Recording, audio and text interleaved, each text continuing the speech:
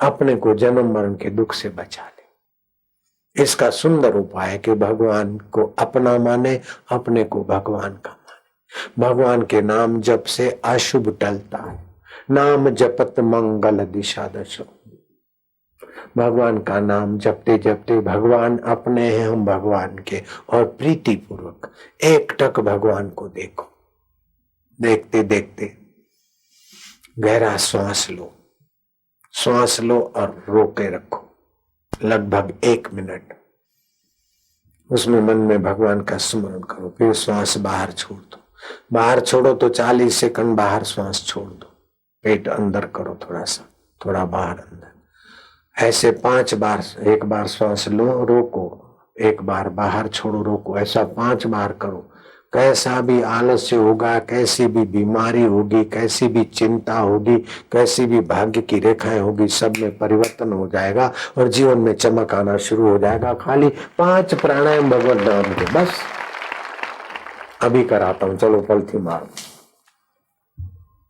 अगर मंत्र सिद्धि करना है तो बुढ़ा हो, बालक हो, माई हो, भाई हो, कैसा भी हो, किसी भी प्रकार का मंत्र हो, जल्दी सिद्ध करना हो तो सिद्ध आसन में बैठे।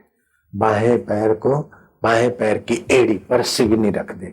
सिवनी माना बाथरूम जाने की जगह और शौच जाने की जगह के बीच का जो खड्डे की जगह है, वो बाहीं एड़ी पे रख दे और फिर दायां पैर साथल के बीच रख दे। हो गया सिद्धासन।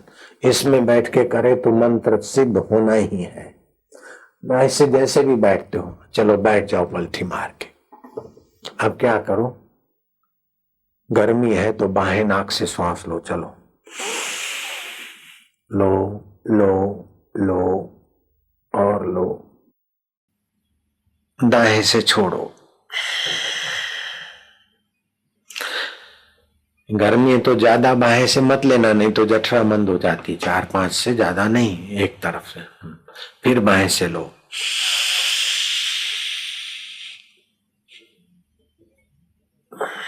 बाएं से छोड़ो। अब दाएं से लो, बाएं से छोड़ो। फिर बाएं से लो, दाएं से छोड़ो। ऐसे 5-6 बार करो। एक से लो, दूसरे से छोड़ो। हो गया? अब सीधे बैठ जाओ, कमर सीधी, गर्दन सीधी। अब दोनों नथुनों से श्वास लो, लो लो और लो। रोक दो। मन में जपो भगवान का नाम, हरिओम शांति। भगवान में तुम्हारा हूं, राम राम हरि गोविंद। जो भगवान का नाम प्यारा लगे जपते जाओ। नाड़ियों में भगवान के नाम का प्रभाव, प्राणायाम का प्रभाव। 20 सेकंड तो हो गए, थोड़ा रोके रखना। भगवान के नाम का स्मरण करो। ये नगद धर्म है। अभी अभी करोगे, अभी अभी उसका चमत्कार। 1-2 दिन में तो बहुत लाभ होगा। 40 सेकंड हो रहे, थोड़ा और रोको। रोके रखना। फेफड़ों की शक्ति बढ़ेगी, हार्ट मजबूत होगा, हृदय मजबूत होगा। अब धीरे धीरे श्वास छोड़ दो। क्या नुकसान हुआ? क्या कठिन है? अब श्वास अच्छी तरह से खाली कर दो। एकदम श्वास खाली कर दो और पेट को अंदर कर दो। बैठे रहना। पेट की खराबियां हैं तो पेट को अंदर बाहर करो, तो पेट के रोग मिट जाएंगे। पाप तो मिटते ही हैं। भगवान का नाम लेते जाओ। 15 सेकंड हो गए। रोके रखना श्वास। 25 सेकंड हो गए। थोड़ा और श्वास बाहर रोके रखना, हिम्मत करना। पाप रोग सब खींच के जठरा में स्वाहा। श्वास ले लो। अब ये एक प्राणायाम हो गया। ऐसे 4 और करोगे। दोनों नाक से श्वास लो, लो लो और लो और लो और रोक दो। मन में भगवान का नाम लेते जाओ। नाड़ी शुद्धि, मन की शुद्धि, बुद्धि की शुद्धि, रक्त के कण पवित्र। 20 सेकंड हो गए। रोके रखना। कोई कठिन नहीं है। पहले पहले भले कठिन लगे, लेकिन फायदा बहुत होता है। बीमारियों को दूर रखना, पाप को दूर रखना, इसमें बड़ा बल है। 40 सेकंड हो गए। चलो 50 में श्वास ले ले। चलो ले लो, छोड़ो श्वास, श्वास छोड़ दो। अब एकदम खाली करो श्वास।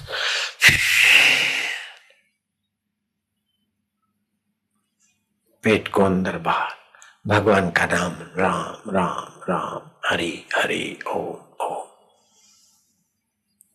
कमर सीधी, गर्दन ऐसी सीधी।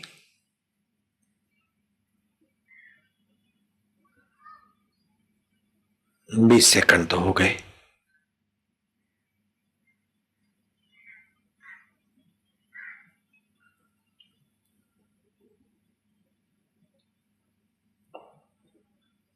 पैंतीस हो रहे, 40 हो रहे, बस छोड़ो।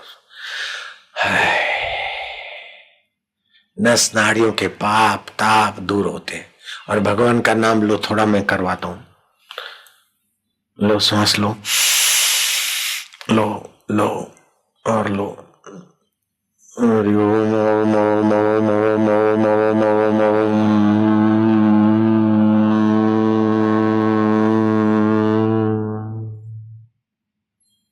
फिर से लो श्वास।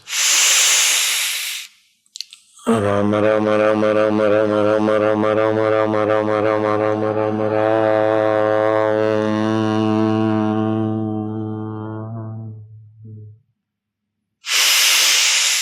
हरि ओम।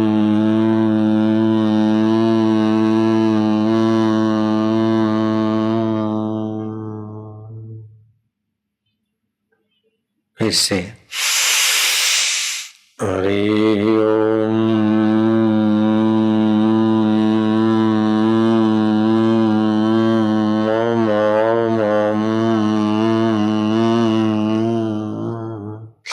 भगवान के सामने, विग्रह के सामने बैठकर नीचे आसन बिछाओ।